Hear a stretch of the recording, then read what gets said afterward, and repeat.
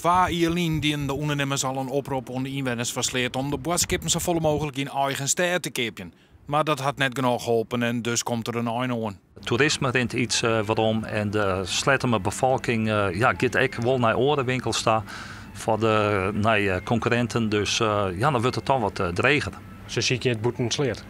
Zo zie ik het ook boete sleert. En dat maak ik zelfs.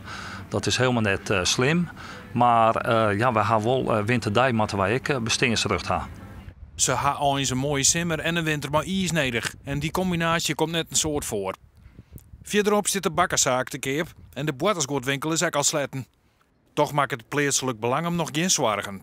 Nee, we moeten op zich helemaal niet zorgen, maar het heeft wel eens aandacht. En je moet er dus als plaatsbelang in kan loeken. Ja, zeker. Wij kunnen net stilzitten. Maar gelukkig ben we net alleen nog als plaatselijk belang. We hebben ook nog de Stichting Vrienden van Sloten en nog volle meer vrijwilligers die ons daarbij helpen willen. Is er dan nog redding voor het stadje en de leefbaarheid?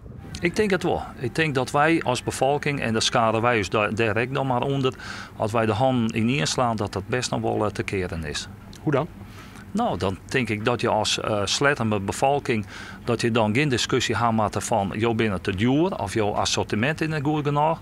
Maar dat je meer de vraag stellen moet van wat gaan wij daar voor oor, dat je wel een winkel is. In januari gaat de supermarkt al dicht. Dat is al heel vlug. Dat is zeker vlug, ja. We zien ook toch dat we tot 1 maart nog de tijd in, maar we moeten nou iets sneller schakelen. Maar je had er alle vertrouwen. In januari gaat het misschien dicht, maar dat er gauw weer kan. Ja, ik verwacht dat ik hoop op 1 januari, maar zeker 2 weken later.